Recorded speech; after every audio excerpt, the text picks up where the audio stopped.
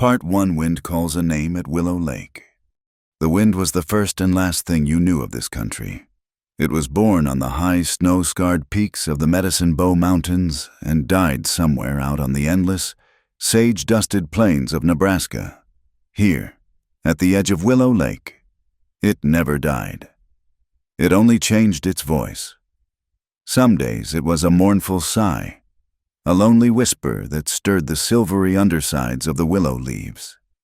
On others, it was a physical blow, a raw-knuckled fist that shoved and tore and scoured the soul clean out of you. Today, it was a thief. It stole the warmth from Eliza Hart's skin, snatched the breath from her lips, and tried to pry the hammer from her grip. Each swing was a battle, not just against the stubborn lodgepole pine, but against the relentless, invisible force that wanted her gone. Her hands were a testament to the fight. The soft skin she'd brought from Ohio was a distant memory, replaced by a topography of calluses, cracks, and angry red lines that bled when she clenched her fists too tightly. She was 21 years old, but her hands looked ancient. They were the hands of a woman building a life, or perhaps just a grave, nail by painful nail. The Homestead Act gave you 160 acres. It promised a future. What it didn't mention was the price, paid in sweat, in blood, and in the kind of bone-deep solitude that made you forget the sound of your own voice. 5 years. You had to prove up in 5 years, build a dwelling, cultivate the land. Eliza had been here 4 months. The dwelling was a skeleton of a cabin, a single room that looked more like a cage of logs than a home. The land she'd tilled was a small, stubborn patch that yielded more rocks than potatoes. The clock was ticking, and the wind was counting the seconds. She paused, resting the hammer on a notched log, and pushed a stray strand of honey-blonde hair from her eyes. The lake was a sheet of hammered silver under the high, pale sun. It was the reason she'd chosen this spot. Her mother, whose claim this had been before sickness took her on the trail west, had spoken of it as a place of peace. The water is so clear. Eliza, she'd whispered in her last days, it's like God's own looking glass. But looking at it now, with the wind churning its surface into a frenzy, Eliza saw no peace. She saw a vast, cold indifference. It was beautiful. Yes, but it was a cruel beauty that didn't care if she lived or died. It would reflect the sky just as placidly over her bones as it did over her sweat-stained face. The sound came first, a grating, rhythmic crunch that was not her own. It came from the north end of the lake, where a narrow creek fed her small meadow. She straightened, her body tensing. She was not entirely alone on this land. Native tribes passed through, their presence quiet as ghosts. Trappers and prospectors, their eyes hungry, sometimes appeared on the horizon and vanished just as quickly. But this was different. This was the sound of deliberate destruction. Wiping her hands on her canvas trousers, she moved around the skeletal cabin, her worn boots sinking into the damp earth. Through the tall grass, she saw them. 3 men. They were working with crowbars and sledgehammers on the beaver dam that had, for generations, regulated the flow of the creek. They weren't dislodging a few sticks. They were systematically tearing it apart, sending a muddy surge of water downstream, away from her claim.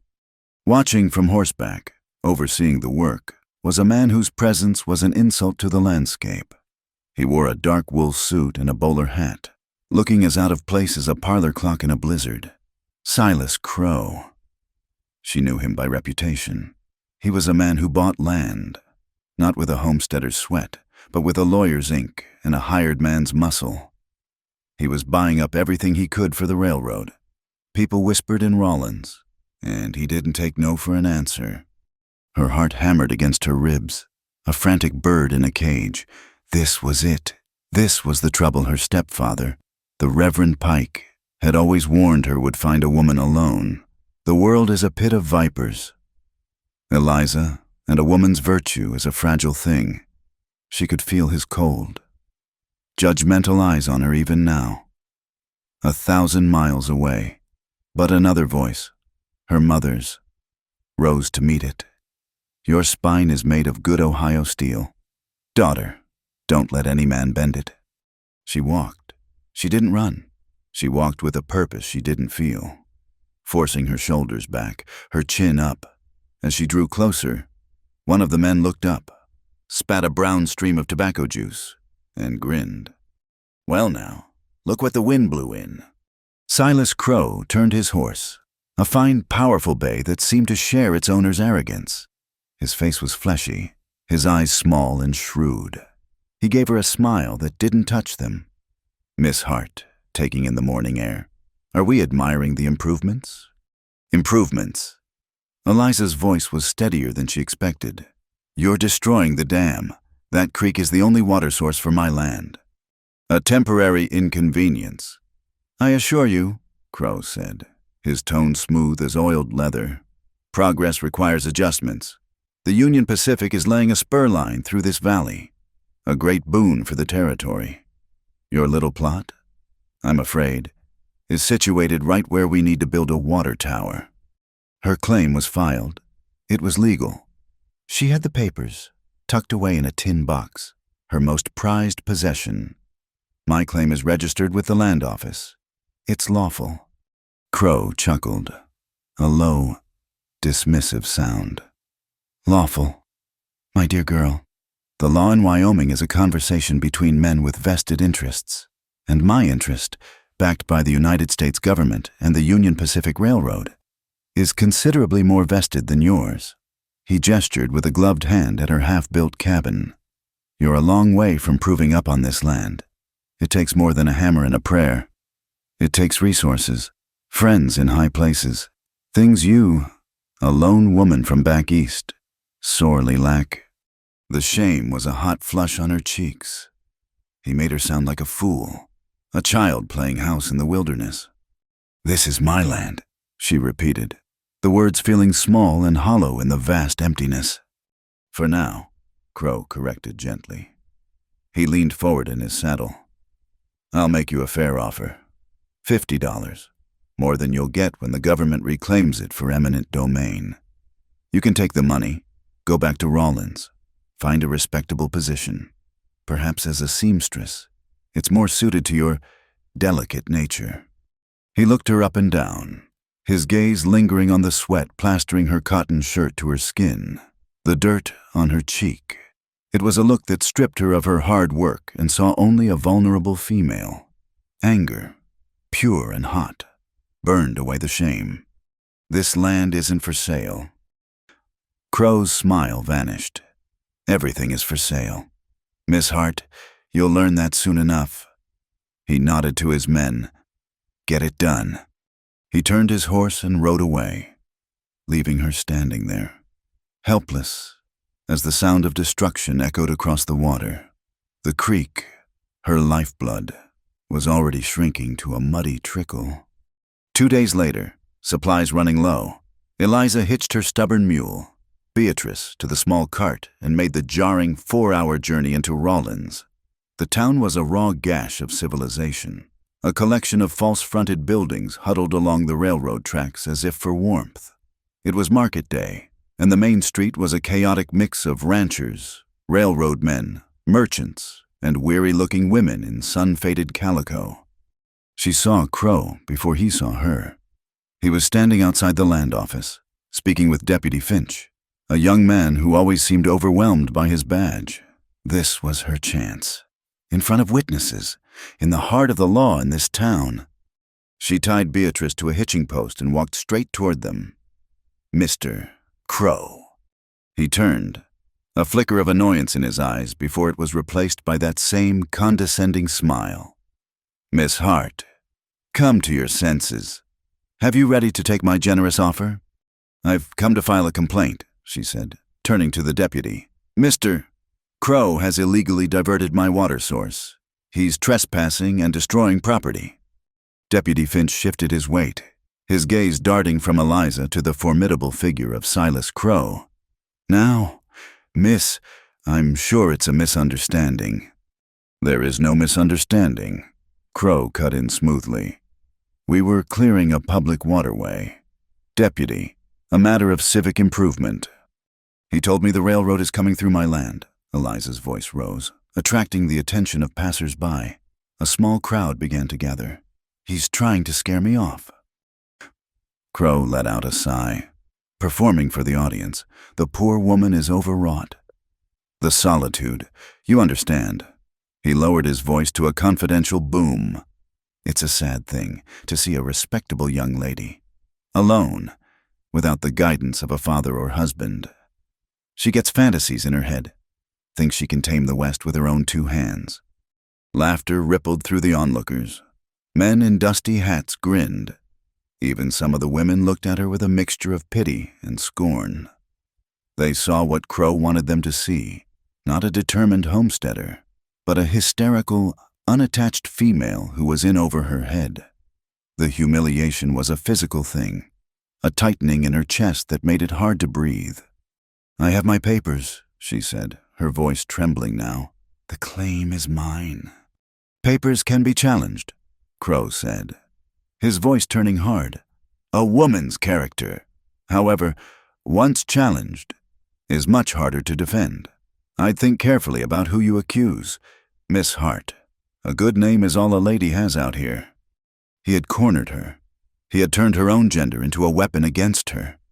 In front of the whole town, she stood there, mute, her face burning, the eyes of the crowd pressing in on her, defeated. She turned and pushed her way through them, wanting only to disappear. As she reached the edge of the crowd, a man stepped from the shadows of the blacksmith's awning, blocking her path. He was tall, dressed in worn denim and leather, with a face that looked like it had been carved from rock and left out in the sun and wind. She recognized him. He was a cowboy she'd seen around, a man who kept to himself, whose silence was as noticeable as another man's shouting. His eyes, the color of a stormy sky, met hers. There was no pity in them, only a cool, unnerving assessment. He didn't move for a long moment. Then, his voice low and raspy like stones grinding together, cut through her shame. "Courage is a habit," he said. That was all. He stepped aside, letting her pass. She hurried toward her cart, the strange words echoing in her mind. It wasn't a comfort, it was a challenge, and for some reason, it felt more real than anything else that had happened that day. She was loading the last of her supplies, a sack of flour that cost nearly a day's wages, when the scream cut through the noise of the street.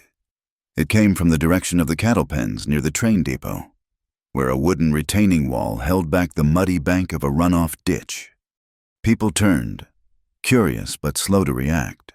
Eliza dropped the flour sack and ran. A small boy, no more than 5 or 6, had been chasing a dog along the top of the wall and had slipped. He was clinging to a splintered post, his small legs dangling over the churning, murky water below. His mother was screaming his name, frozen in terror. Eliza didn't hesitate. She scrambled down the slick, muddy embankment, ignoring the filth that soaked her dress and the sharp rocks that scraped her hands. The boy's face was white with fear, his knuckles bloodless from his grip. "It's all right," she said, her voice surprisingly calm. "I've got you. Let go of the post and take my hand." He shook his head, whimpering. "I'll fall." "No, you won't. Look at me. I won't let you fall." Her calm certainty seemed to reach him. He let go with one hand and reached for her. She grabbed his small wrist, but the angle was wrong. She couldn't pull him up without losing her own footing on the treacherous slope. She braced herself, holding on, her muscles straining. Suddenly, a shadow fell over them. A strong, calloused hand closed around her upper arm. Another reached down and effortlessly lifted the boy by the back of his shirt, setting him on solid ground. Eliza looked up. It was him, the quiet cowboy, Cole McKenna. She'd heard someone call him. He hauled her up the bank as if she weighed nothing. His grip was firm, but not rough. For a second, they stood there, covered in mud, the rescued boy now sobbing in his mother's arms. His stormy eyes met hers again. This time, there was something else in them. Not pity, Not judgment, but a flicker of respect. He had seen her run when others had stood still. The boy's mother was rushing toward them, babbling her thanks. But before she could reach them, Cole had already touched the brim of his dusty hat in a curt nod. He turned and walked away, melting back into the market day crowd as silently as he had appeared. He didn't want thanks. He didn't want words. He had seen a problem and fixed it. For him. It was that simple. Eliza watched him go, a strange feeling blooming in her chest. It wasn't gratitude, not exactly.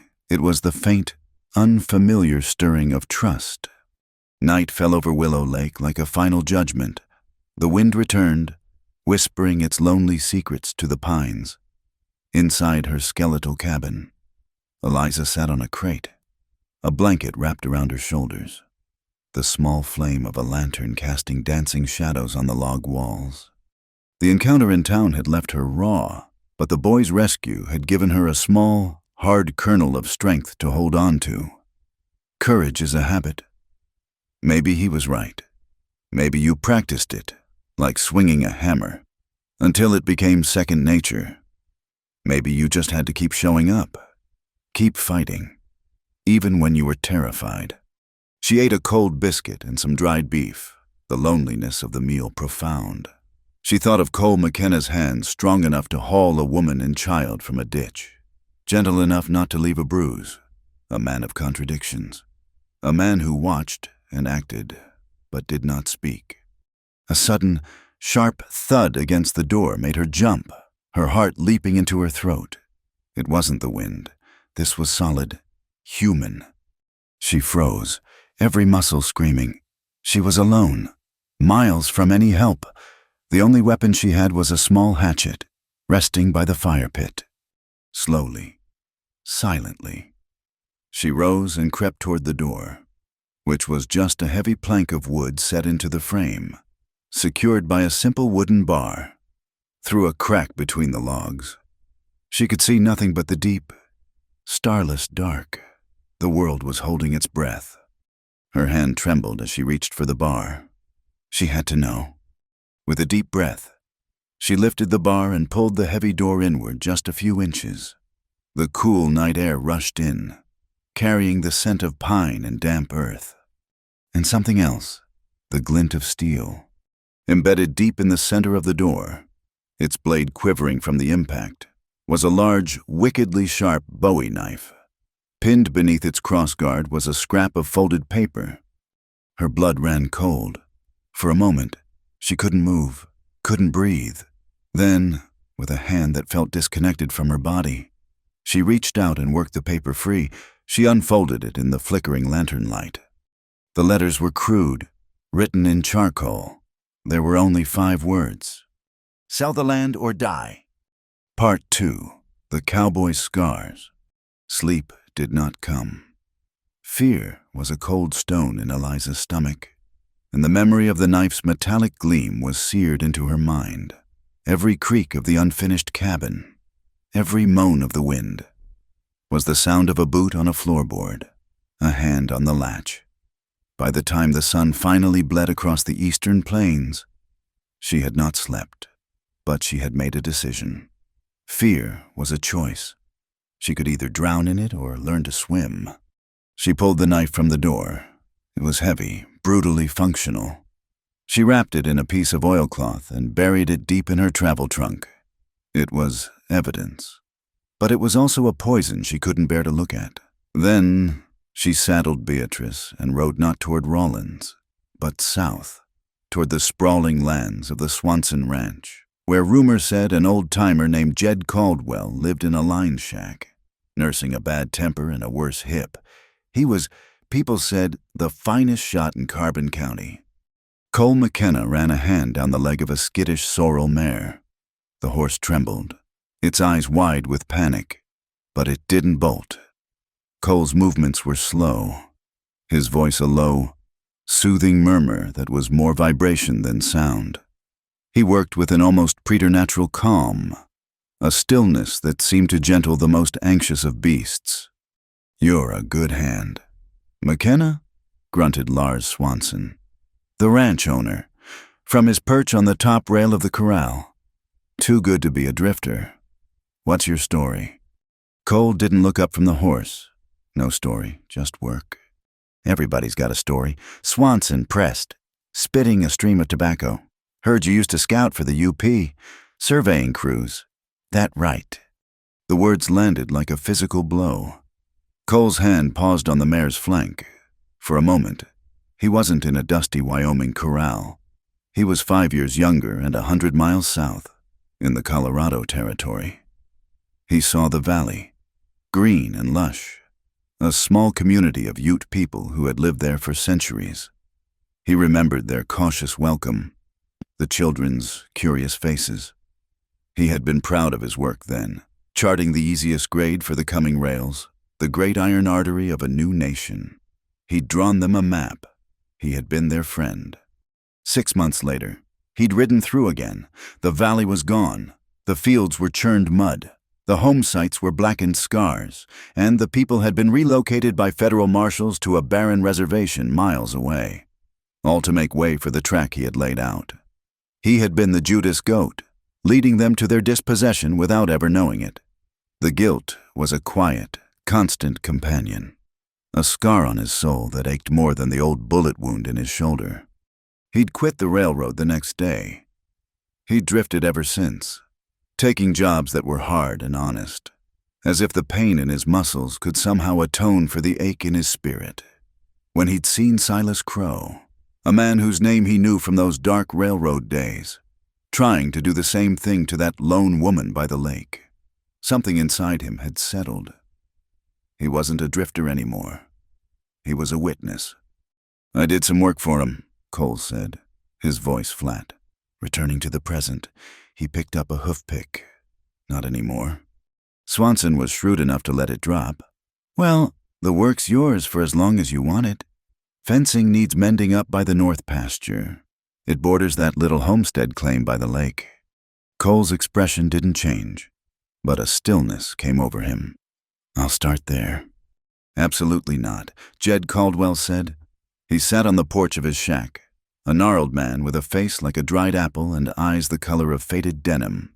A half-empty bottle of whiskey sat beside him. "I don't teach greenhorns, city folk, or women, and you're all three." Eliza stood her ground, her hands clasped in front of her. "I'll pay." "Don't want your money." "I'll mend your clothes. I'm a good seamstress." "My clothes are fine," he grumbled, gesturing to a shirt that was more patches than original fabric. "I'll cook you a decent meal. You look like you've been living on jerky and regret." Jed's eyes narrowed. A flicker of something amusement, perhaps danced in their depths. "You got a sharp tongue on you, girl." "I have a claim to protect," she said, her voice dropping. "Someone left me a warning, a knife in my door." He was silent for a long time, studying her. He looked at her city-soft face, then down at her calloused, work-roughened hands. He grunted, "Unwrap it." She took a deep breath and unwrapped the Colt Peacemaker she'd bought in Rawlins. It was second-hand, but the mechanism was sound. Jed took it from her, his own gnarled hands moving with a surprising, fluid grace. He checked the action, sniffed the barrel, and sighted it at a distant rock. "Heavy," he pronounced. "It'll kick like a mule. You'll probably drop it and shoot your own foot off." He sighed, a long, theatrical sound of suffering. "All right, but you listen to every damn word I say. A gun ain't a talisman to ward off evil, girl. It's a tool, and if you ain't prepared to use it, you're better off throwing rocks." For the next week, every morning before starting her work, Eliza rode to Jed's. He was a merciless teacher. He made her hold the heavy gun, arm outstretched, until her muscles screamed. He taught her how to stand, how to breathe, how to squeeze the trigger, not pull it. The first time she fired it, the noise was a physical blow, and the recoil sent a shock wave up her arm, knocking her back a step. The shot went wide, kicking up dirt 10 feet from the tin can he'd set on a fence post. "Thought so," he sneered. "You're flinching. You're afraid of the damn thing. You can't be afraid of the tool, girl. You gotta respect it. Make it a part of your own hand. Day after day, she practiced. Her shoulder ached. Her ears rang. But slowly, the motions became less alien. The gun began to feel less like a foreign object and more like an extension of her will. The sharp, clean scent of gunpowder replaced the smell of fear in her nostrils. One morning, with a smooth squeeze of the trigger, the tin can jumped off the post and spun through the air. A slow smile spread across her face. Jed just grunted, "Lucky shot. Do it again." She did. A week later, a buggy pulled up to her half-finished cabin. A woman holding a black leather bag stepped out. She was of medium height, with intelligent, dark eyes, black hair pulled back in a severe but practical bun, and skin the color of warm adobe, speaking to her mixed Mexican and American heritage. "Eliza Hart," the woman asked, her voice calm and professional. "I'm Dr. Ortega. June Ortega. May Miller at the boarding house said you might need a hand, literally." She nodded toward Eliza's left hand, which was wrapped in a crude bandage after a mishap with a wood chisel. Eliza was taken aback. "A doctor. A female doctor, it's nothing. Just a cut." "Let me be the judge of that," June said. Already opening her bag, she efficiently cleaned and stitched the wound with a surgeon's neatness that was mesmerizing to watch. Her touch was gentle but firm. "May worries too much," Eliza said, wincing as the needle pierced her skin. "May knows this is a hard country for anyone, especially a woman alone," June replied, not looking up from her work. "She also told me about your run-in with Silas Crow." She finished the last stitch and began applying a clean bandage. "He's a bully who hides behind money and twisted legal papers." Eliza found herself confessing everything, the damn. The humiliation in town, the knife.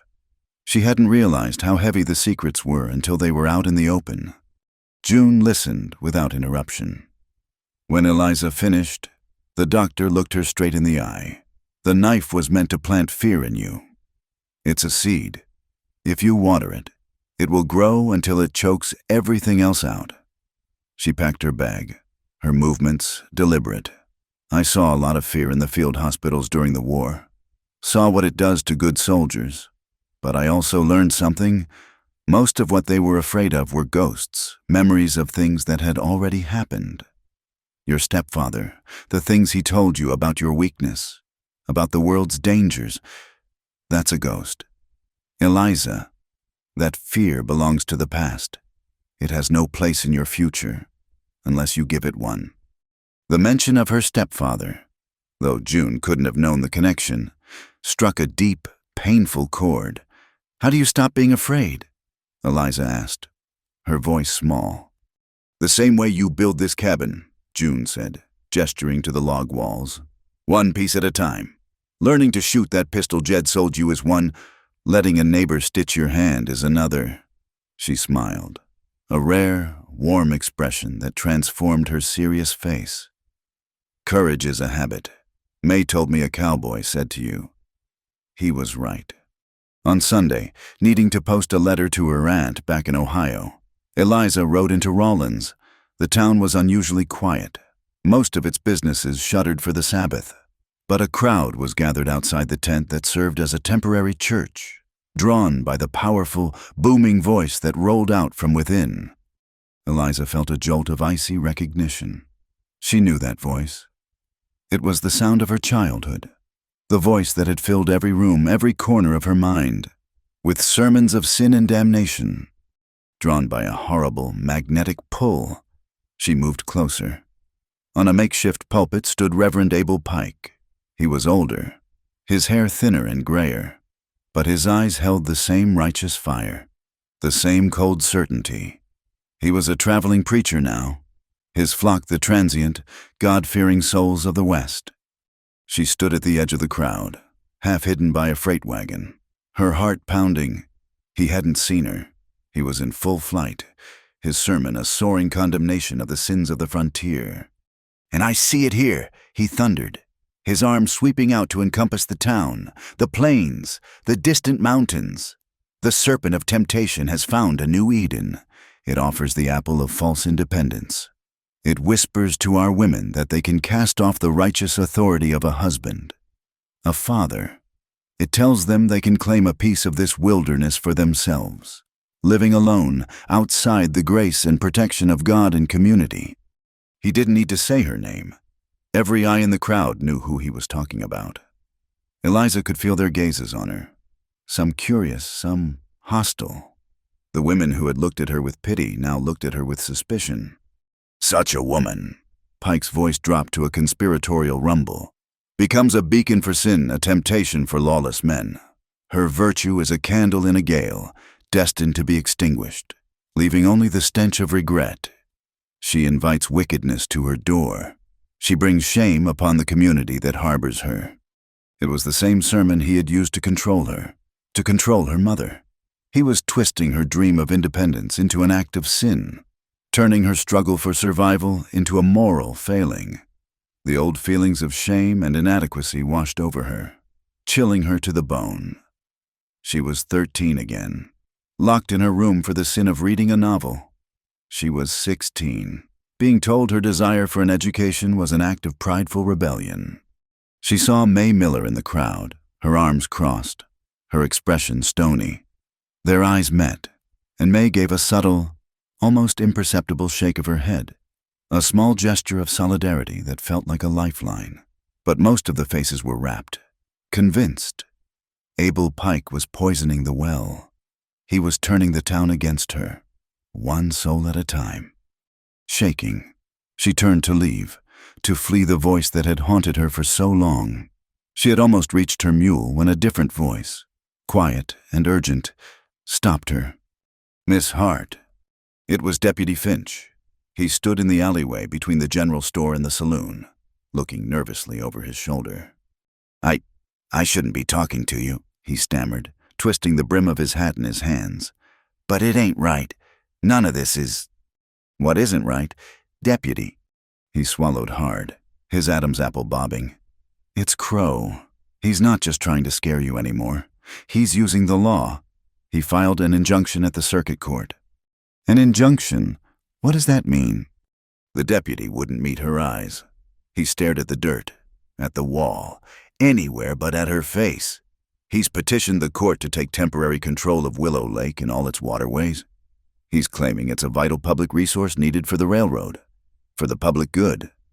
The air left Eliza's lungs. The knife had been a threat against her body. The sermon was an attack on her character. But this was an attack on her claim, on the very foundation of her life here. He was using the law itself as a weapon, turning her dream into a crime. "They can't do that, can they?" she whispered. "My name is on the deed." Deputy Finch finally looked at her, his eyes filled with a helpless pity. "They can. Miss Hart, a judge is going to hear the petition in 30 days. Until then, that water isn't yours. It belongs to the court, and Silas Crow has a lot of friends who sit on court benches." Part 3 of Land, Water, and the Law of the Wild. The deputy's words were a brand, searing the hope from Eliza's heart. An injunction, a piece of paper, filed miles away by a man in a black robe, could be more powerful than her sweat, her calluses, her mother's dying wish. She rode back to the lake in a daze, the world muted and gray. The wind, for once, was silent, as if holding its breath for the coming verdict. She spent the next day in a state of paralysis. Staring at the half-built walls of her cabin, they seemed to mock her. What was the point of sinking posts and notching logs if the very water that sustained the land could be stolen by a legal trick? The knife had been a threat of violence. This felt worse. It was the cold, unfeeling machinery of power turning against her. And she was just a single, insignificant cog about to be ground to dust. It was Dr. June Ortega who broke the spell. She arrived late the next afternoon, her buggy kicking up a cloud of dust. She didn't offer platitudes or sympathy. She set her black bag on a stump and got straight to the point. "Finch told me," she said, her dark eyes sharp and focused. "So, the question is, what are we going to do about it?" The "we" was like a splash of cold lake water on Eliza's face. "Do what can I do? He has the law on his side." "He has the appearance of the law," June corrected. "The law itself is supposed to be based on fact. Right now, Crow is telling the story. We need to tell a different one, a truer one. We need evidence." A flicker of the fight returned to Eliza's spirit. "Evidence? What kind of evidence?" "Everything," June said, her mind clearly already working. "Your homestead papers, first and foremost, the official survey map from the land office showing your water rights. We need to document the boundaries of your claim. Prove that those red stakes Crow's men have been pounding in are fraudulent. We need witnesses, other ranchers, homesteaders who rely on that creek downstream, people who can testify that the beaver dam was a long-standing, natural feature, not a public nuisance." The task seemed monumental, a mountain to be climbed with bare hands. Who would dare speak against Silas Crow? "People who hate him more than they fear him," June stated simply. "And there are more of them than you think. But first, we need a guide, someone who knows this land as well as Crow's surveyors. Someone who can read the tracks and see what they've been doing when no one is watching." Eliza knew instantly who she meant. The quiet cowboy. Cole McKenna. "He works for the Swanson Ranch now," she said, a faint warmth touching her cheeks. "I don't know if he'd help." "There's only one way to find out," June said, already turning toward her buggy. "Let's go ask." They found Cole mending a fence line on a ridge overlooking the north pasture, a place that gave him a clear, unobstructed view of Eliza's claim. He worked with an efficient, rhythmic economy of motion, his body a lean line of muscle against the vast sky. He saw them coming but didn't stop his work until their buggy was a few yards away. He listened, his stormy eyes fixed on Eliza as she explained the injunction. He didn't interrupt. He simply absorbed the words, his expression unreadable. When she finished, a heavy silence hung in the air, broken only by the hum of insects and the distant lowing of cattle. "Crow's using the same playbook," he said at last, his voice a low rasp. "Claim public need. Use the law to bleed them dry. By the time the courts sort it out, he's already won." "Then you'll help?" Eliza asked, her voice more hopeful than she intended. He wiped his hands on his denim trousers and looked from her to June, then back again. He gave a single, curt nod. "Meet me here, at sunrise." The next morning, as the sky turned from bruised purple to a fragile pink, the three of them set out on horseback. Cole led the way, not along the main track, but through a series of game trails and dry washes that only he seemed to see. He was a different man out here. In town, he was a silent shadow. On the land, he was its interpreter. He pointed out the faint, twin ruts of a heavy wagon, nearly invisible in the tall grass. "That's Crow's survey crew," he said, "dismounting to study the tracks. They carry heavy equipment, and they don't stick to the roads." He led them to a cluster of newly driven stakes, their tops painted a garish red. They were a good 50 yards inside the boundary markers described on Eliza's official survey map. June took out a notepad and began sketching, meticulously documenting their location. Further on, Cole stopped and pointed toward a shallow ravine. The air was thick with the coppery scent of blood. Down below, 2 coyotes were tearing at the carcass of a newborn calf. Crow's men broke down the fences when they drove their wagon through, left a gap a mile wide. The sight was brutal, a raw portrait of the West's casual cruelty. Before Eliza could fully process it, the rifle was in Cole's hands, seemingly appearing from nowhere. There was a single, sharp crack that echoed off the rocks. One of the coyotes dropped, the other vanished into the sagebrush. Cole worked the lever of his rifle, ejected the spent casing, and slid the weapon back into its scabbard, all in one fluid motion. He had dispatched the predator with a complete lack of malice or triumph. It was simply a thing that had to be done. He was a man who restored balance. They spent the day gathering their evidence, piece by piece. They found where the survey crew had camped, the earth littered with discarded tins and boot prints. They talked to two old ranchers who watered their herds downstream, both of whom cursed Silas Crow for the diminished flow and readily agreed to sign affidavits.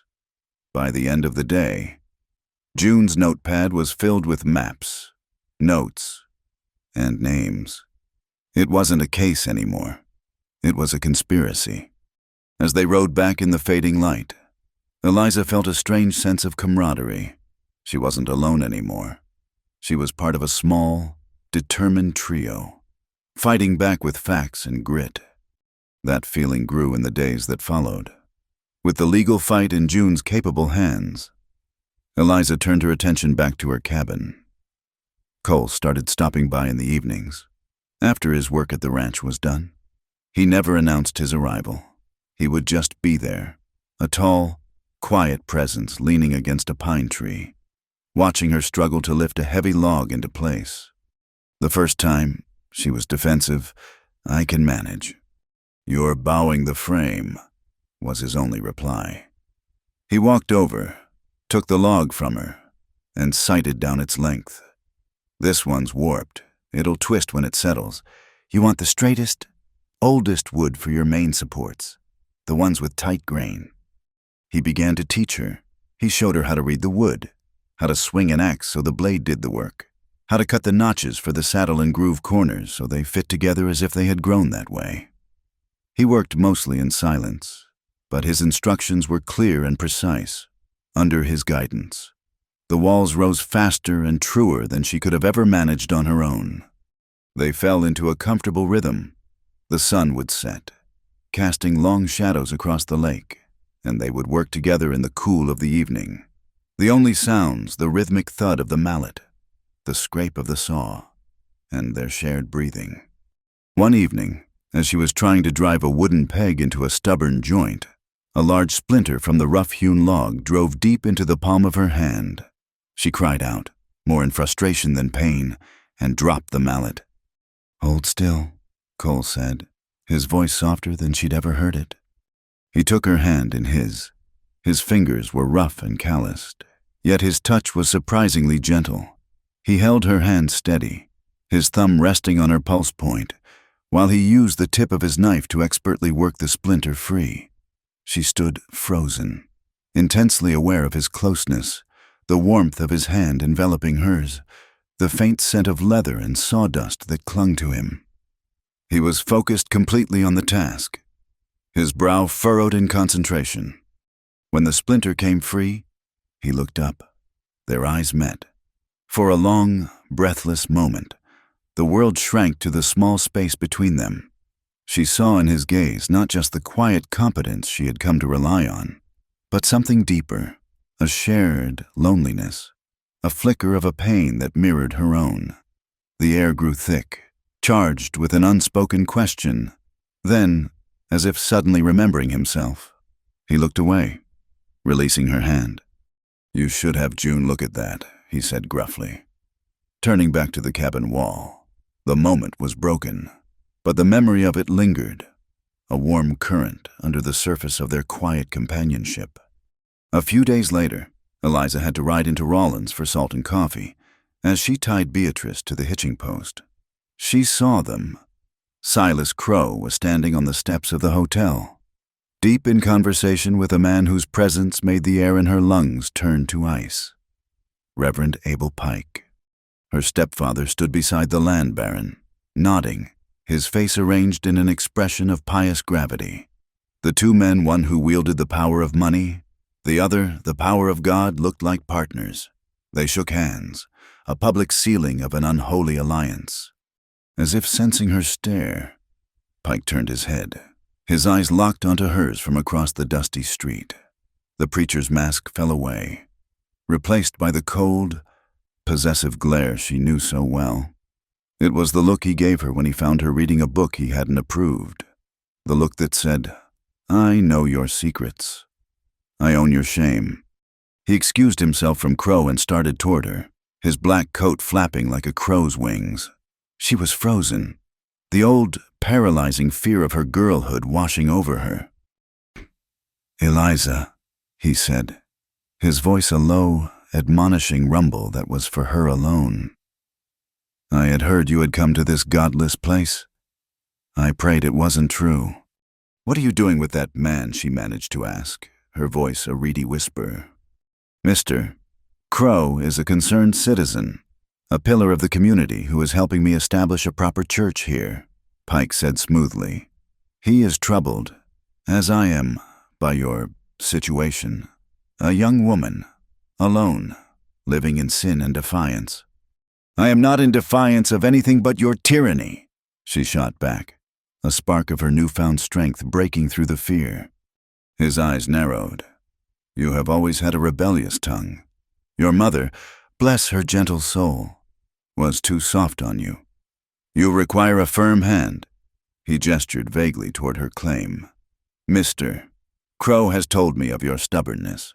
You are holding up progress. You are standing in the way of a Christian community's prosperity. Sell the land, Eliza. Come back to the fold. Let me find you a suitable husband, a man who can guide you onto the righteous path." "I already have a path," she said, untying Beatrice's reins, "and it leads away from you." She turned to mount, but his hand shot out, grabbing her arm. His grip was surprisingly strong. "You will listen to me. You are an embarrassment. You have forgotten your place. I will not allow you to shame our family's name with your wilderness ways." Suddenly, a shadow fell over both of them. "Take your hand off her." The voice was quiet, but it carried the weight of granite. Cole McKenna stood beside them. He hadn't been there a moment before. He seemed to have materialized from the dust and sunlight. His face was a mask of cold fury, his stormy eyes fixed on Pike's hand on Eliza's arm. Pike, flustered by the sudden appearance of this imposing figure, released her as if his hand had been burned. "This is a private, family matter, my good man." "It stopped being private when you put your hands on her," Cole said, his gaze unwavering. "It's over. Go back to your flock." For a moment, the two men stood in a silent battle of wills. Pike, accustomed to moral authority, found himself utterly cowed by Cole's physical certainty. He sputtered, straightened his coat, and threw Eliza one last, venomous glare. "You are making a grave mistake," he hissed, and then turned and stalked away. Cole watched him go before turning to Eliza. "You all right?" She could only nod, her throat tight. He had appeared from nowhere. He had defended her. He had stood between her and the ghost that had haunted her for a lifetime. That night, the air grew heavy and still. A strange, orange glow flickered on the horizon. Eliza had just finished securing the last roof beam of her cabin. It was a real home now, a skeleton no more. A deep, weary satisfaction filled her. For the first time, she felt a sense of ownership, of permanence. She was drifting to sleep on her cot when the smell hit her acrid and oily, not the familiar scent of pine smoke, kerosene. Her eyes flew open. A menacing orange light was dancing outside her small, shuttered window. Then she heard it, a low, hungry roar that was growing louder by the second. "Fire!" Panic seized her. She scrambled out of her cot, her heart hammering against her ribs. She threw open the heavy plank door and was driven back by a wall of heat.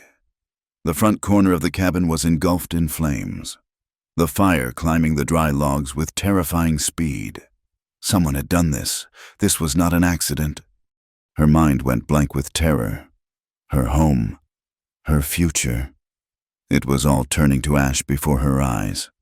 Then, a figure burst through the shimmering curtain of heat and smoke.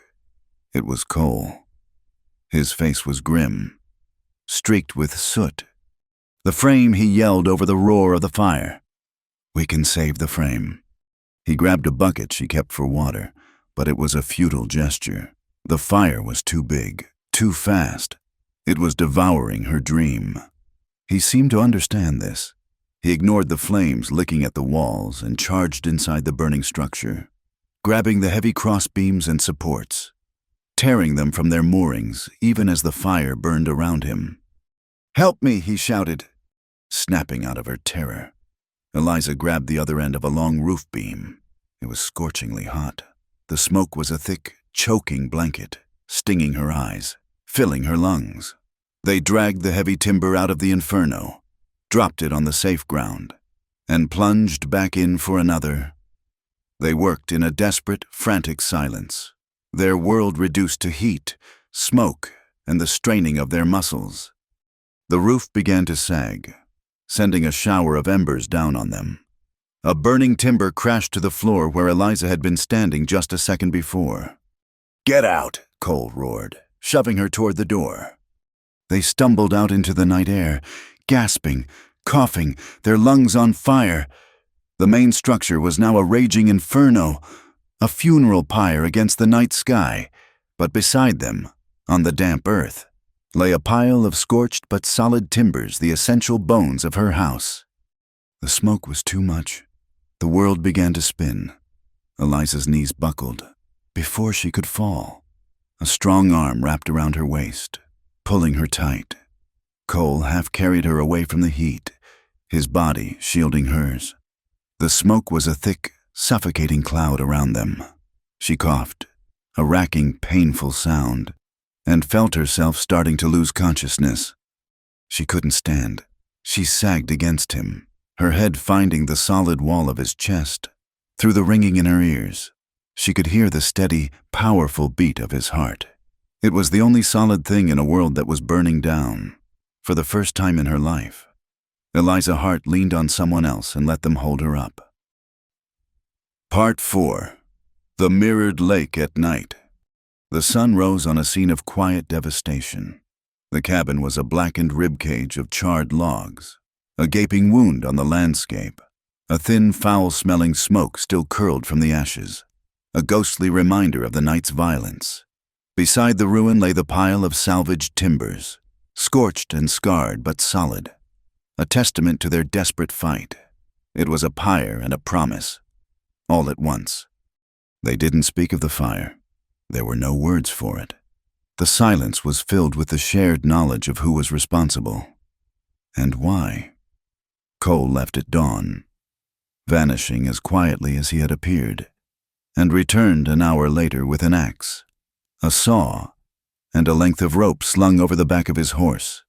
He also brought a canvas sack containing a loaf of bread, a wedge of cheese, and 2 apples, which he handed to Eliza without a word. The simple offering felt more profound than any apology or expression of sympathy. It was an acknowledgement of their new reality they would endure. Together, they worked. They chose a spot closer to the water's edge, under the sheltering arms of an ancient willow tree, using the salvaged logs as a foundation and fresh-cut pine for the frame. They built a lean-to. It was a crude, 3-sided structure, open to the lake, with a sloping roof of woven branches and packed earth. It wasn't a home, it was a den, a primal shelter against the wind and the coming night. But as they worked, their movements falling into an easy, unspoken rhythm, it began to feel like something more. It was a fortress of 2. As the afternoon sun slanted across the plains, painting the distant mountains in hues of purple and rose, Eliza felt a strange calm settle over her. The loss of the cabin was a sharp, physical ache, but the terror of the night had been burned away, leaving behind a hard, clear resolve. She had faced the fire and walked out of it. She had an enemy she could name and an ally she could trust. The fear planted by the knife, nurtured by Pike's sermons, and brought to fruition by the flames, had finally withered. It had been replaced by a quiet, simmering anger that was far more useful. They finished as dusk settled, turning the lake's surface from hammered silver to a pool of liquid indigo. Cole built a small, contained fire a few feet from the shelter's opening.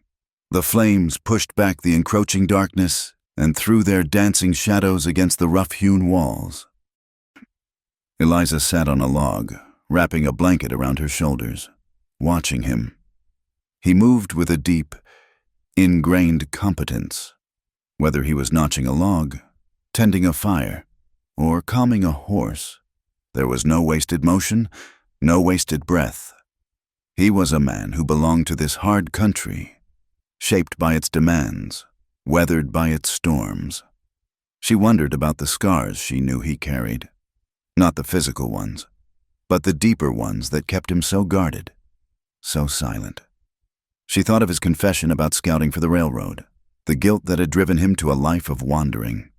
He was here, she realized, not just to protect her, but to atone for a past he couldn't outrun.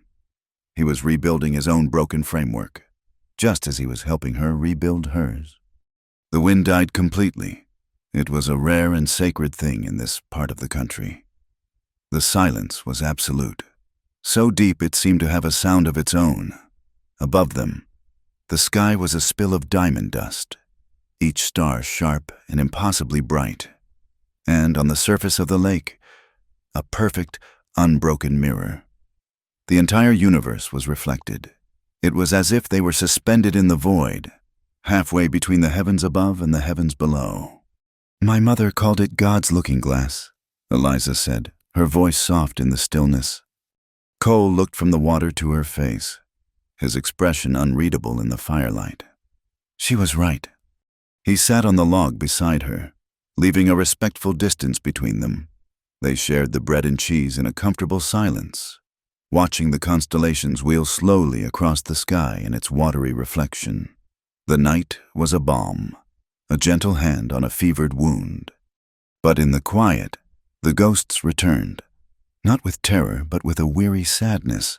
Eliza thought of her stepfather, Abel Pike. She saw his face, contorted with righteous fury, felt the bruising grip of his hand on her arm. He had tried to build a cage for her soul, using the word of God as the iron for its bars. He had taught her that her body was a vessel of sin, that her will was a flaw to be beaten into submission, that love was a transaction of duty and obedience. He had tried to make her afraid of the world, but most of all, afraid of herself. A shiver traced its way down her spine, a cold echo of an old fear. It had nothing to do with the night air. Cole saw it. He saw the subtle tightening of her shoulders, the way she drew the blanket closer, as if warding off an unseen chill. He saw the shadow that passed through her eyes, extinguishing the starlight that had been reflected there. Slowly, deliberately, he reached out. He didn't touch her arm or her shoulder. He simply laid his hand, palm up, on the rough bark of the log between them. It was not a demand. It was an invitation. A question. She looked at his hand. It was a strong hand, calloused and scarred from work and from fights she couldn't imagine. It was the hand that had pulled a child to safety, that had expertly removed a splinter from her palm, that had held her steady as her world burned. It was a hand that knew how to be both hard and gentle. For a heartbeat, she hesitated. To accept this touch was to step onto a path from which there was no return. It was to finally, irrevocably, choose her own life, her own desires, free from the judgment of the past. It was to declare that she was not a fragile vessel of virtue, but a woman of flesh and blood, with a heart that could choose to trust. She turned her own hand and placed it in his. His fingers closed around hers, a warm, firm pressure that sent a current of heat straight to her heart. He didn't pull her closer or say a word. He just held her hand, his thumb stroking gently over her knuckles, a silent acknowledgement of the trust she had placed in him. He turned his body slightly toward her, and in the flickering firelight, his eyes found hers. The usual storminess was gone, replaced by a look of profound tenderness and a certainty that steadied her very soul. He saw her, not the lone woman, not the homesteader, not the victim. He saw Eliza, and in that moment, she felt truly seen for the first time in her life. His voice, when he finally spoke, was a low, quiet rumble, a stark contrast to the booming condemnations she had grown up with. It was a voice that didn't preach or demand. It stated a simple, sacred truth. He spoke the words she had seen in his eyes, the promise that had been building between them since that first day in Rawlins. She was a virgin alone at the lake, he said, his gaze holding hers, his thumb caressing her hand. and the cowboy's eyes whispered, "Your first night is mine." The words were not a claim of ownership. They were a vow, a promise to cherish, to protect, to honor. He was offering to be the guardian of a moment she had been taught to fear, to transform it from an act of submission into a shared act of discovery. He was giving her the power, the choice, that had always been denied her. A slow, genuine smile touched Eliza's lips, chasing the last of the ghosts away. The cage her stepfather had built dissolved into the starlit air. She was free. "Yes," she whispered, the word a soft breath of consent, of acceptance, of desire. "Yes." He leaned in, and his lips met hers. The kiss was not born of desperate passion, but of a deep, slow-burning recognition. It was gentle, questioning at first, then firm with a certainty that matched the look in his eyes. It was a kiss that sealed a silent contract, a promise made between two scarred and lonely souls who had found an unlikely harbor in each other. It was the taste of wood smoke, of shared bread, of a future she had never dared to imagine. He drew back slightly, his forehead resting against hers, his breath warm on her cheek. The fire crackled, the stars wheeled on, and the mirrored lake held them in its silent, knowing gaze. He lifted her hand and pressed his lips to her knuckles, a gesture of fealty, of profound respect. Then, leading her by the hand, he guided her into the soft darkness of the shelter, and the firelight faded to black. The first light of dawn was a soft, pearlescent gray. Eliza woke slowly, wrapped in a blanket and the unfamiliar warmth of another person's presence. Cole was already awake, sitting by the dead embers of the fire, staring out at the lake. He was dressed, his gun belt already buckled, a silent sentinel watching over their small, fragile world. A new, quiet intimacy lay between them. It needed no words. It was in the way he looked at her when she emerged from the lean-to, a soft look that made her feel cherished. It was in the way her hand instinctively found his as they stood by the water's edge, watching the sun crest the horizon. The trust that had been a tentative seedling was now a deeply rooted tree. They were no longer just allies. They were partners. But the world outside their small sanctuary had not been sleeping. As the light grew stronger, something caught Eliza's eye, a flash of white, tacked to the charred remains of her cabin's doorframe. "Cole," she said, her voice tight with a sudden, cold premonition. They walked over together, their boots crunching on the ash-covered ground. It was a piece of paper, an official-looking document, fastened to the wood with a single, shiny new nail. But it wasn't just the paper that made her blood run cold. All around the perimeter of her claim, where the original, weathered survey stakes had been, was a neat, new row of bright red ones. They were closer in, slicing off a significant portion of her meadow and, most importantly, nearly all of her access to the lake. Silas Crow's men had been here, while she and Cole had been salvaging her home and finding solace in each other. Their enemy had been remaking the map of her world. Cole gently tore the paper from the doorframe. His face was grim as he read it aloud, his voice flat and hard. It was a formal notice from the Territorial Circuit Court. "By order of Judge Tiberius Thorne," he read, "an official hearing is hereby scheduled to adjudicate the petition filed by Mr. Silas Crow regarding the public use and administration of the water resources of the body known as Willow Lake. The hearing will be held in 30 days. All interested parties must be present to state their claim." 30 days. The peace of the dawn was shattered. The mirrored lake now seemed to mock them, its placid surface hiding the cold, legal currents that were about to drag them under. The fire had been a physical assault. This was a declaration of war, to be fought not with guns, but with paper and lies. In a courtroom where the rules were written by men like Silas Crow, their newfound bond, the most precious thing in Eliza's life, was about to be tested in a crucible of law and greed. Part 5 of Sermons and Whispers. 30 days. The words hung in the air between them. A death sentence for a dream. The court notice was a declaration of war, and Eliza knew Silas Crowe had chosen a battlefield where her grit and Cole's quiet strength were no match for money and influence. For 2 days, a heavy, suffocating blanket of despair settled over their camp by the lake. The salvaged timbers, once a symbol of hope, now seemed like little more than firewood for a funeral pyre. It was Cole who broke the silence. He didn't offer false hope or easy comforts. He simply picked up an axe. "The law is a river," he said, his voice as steady as the rhythm of his chopping. "Crowe's trying to dam it up. We just have to find a way around." His simple determination was the spark Eliza needed. They couldn't win Crowe's game, so they would have to play their own. They spent their days with June Ortega, poring over maps and legal texts she'd ordered from Cheyenne. They documented every red stake, every lie. They rode out to distant homesteads, gathering signatures for their petition, their reception ranging from the cautiously sympathetic to the openly hostile, from families who saw Crowe as a menace to those who saw Reverend Pike as a savior.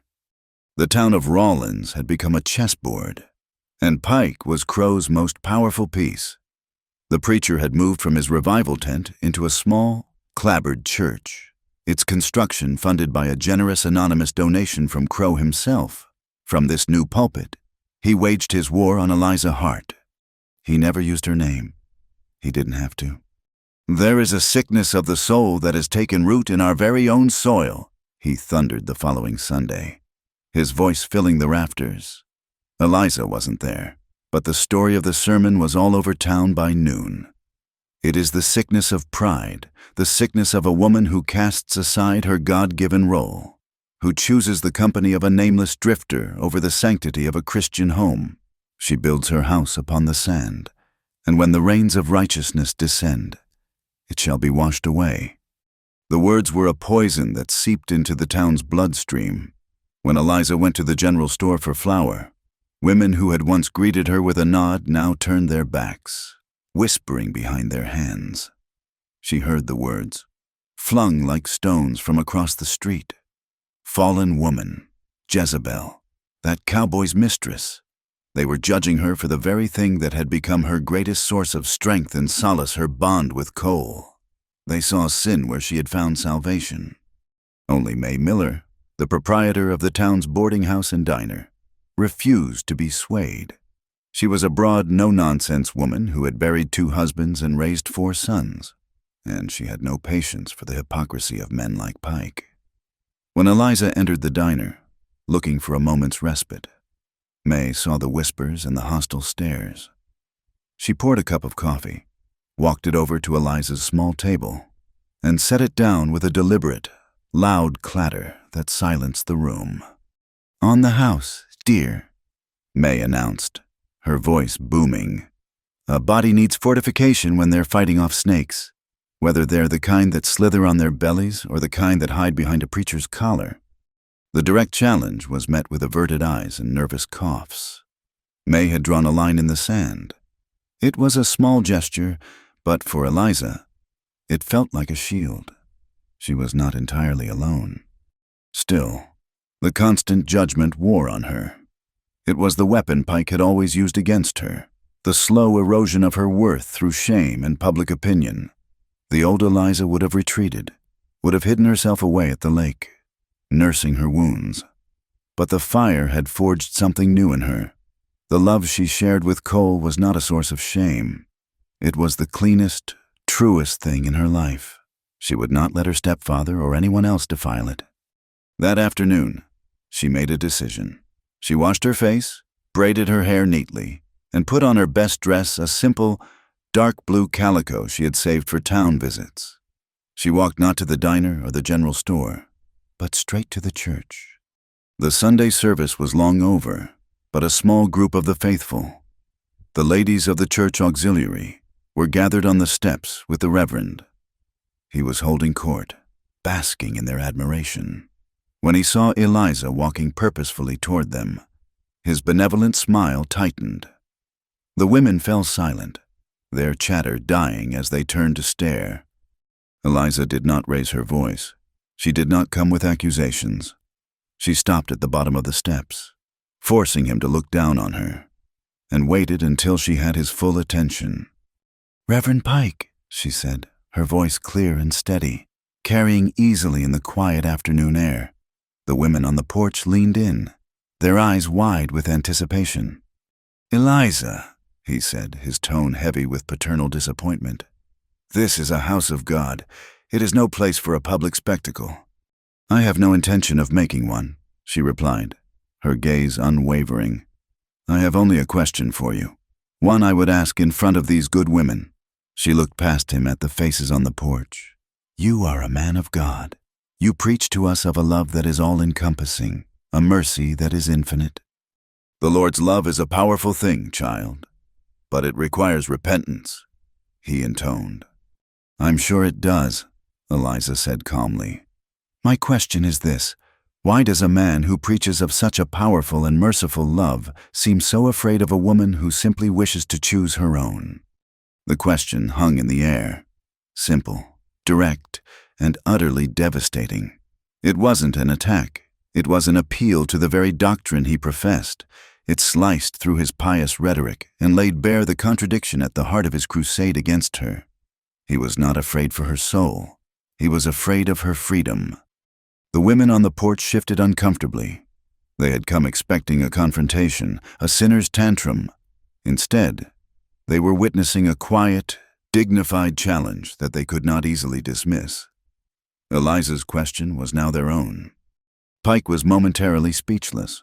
He opened his mouth, then closed it again. He could not answer without revealing the truth that his power depended on the submission of others, particularly women. Any answer he gave would sound hollow, defensive. "Your heart has been clouded by worldly passions," he finally managed, falling back on his familiar rhetoric. "You twist the meaning of Scripture to justify your own sins." "I'm not twisting Scripture, Reverend," Eliza said, her voice still quiet, yet ringing with a newfound authority. "I'm just trying to build a home and live a life. I would think a preacher of love would find that a cause for celebration, not condemnation."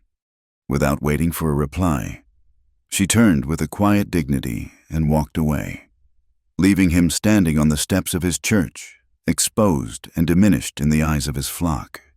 She hadn't won a battle, but she had won back a piece of herself.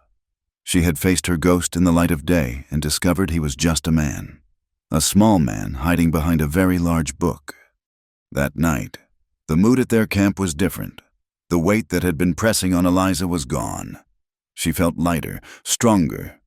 She told Cole what had happened, and he listened, a rare, small smile playing on his lips. "Jed always said the best way to win a fight is to make the other man beat himself," he commented. They sat by the fire, watching the stars begin their slow march across the mirrored water. Her courage seemed to have unlocked something in him. The wall of silence he so often kept around his past began to show a crack. "The things Pike says about you, about us," he began, his voice low and rough. He stared into the flames. Not at her. "He's wrong, but sometimes a man's past makes him an easy target for that kind of talk." "Your past doesn't define you, Cole," she said softly. He gave a short, bitter laugh. "Doesn't it? I was a scout. Younger then, proud of my work. I could read a trail, find water where there was none, map a mountain pass in my sleep. The railroad hired me. They said they were bringing progress, civilization. I believed them." He fell silent, and Eliza knew he was back in that green valley from his memories. She waited, letting the quiet draw the story out of him. "There was a tribe there," he continued, his voice barely a whisper. "Ute people. They weren't hostile. They were just living. They showed me their hunting grounds. The children followed me around like I was some kind of hero from a storybook." His hands clenched into fists on his knees. "I mapped the whole valley for the railroad, the best place for the tracks, for a water stop, for a depot. I gave them everything. I thought I was helping them, connecting them to the new world." He finally looked at her. and the pain in his eyes was so raw it made her ache. When I came back, they were gone. All of them. The army had moved them out, cleared the way for the graders and the track layers. There was nothing left but trampled earth and the ghosts of some cook fires. I found a doll by the creek. One a little girl used to carry. I asked what happened. The foreman, a man like Crow, he just laughed, said I did my job perfectly, said I'd found the path of least resistance. The self-loathing in his voice was a terrible thing to hear. It wasn't your fault. Cole, you didn't know. That's what I told myself for a long time, he said, shaking his head. But not knowing is no excuse. I was their friend. They trusted me. And my work, the thing I was so proud of, was used to destroy them.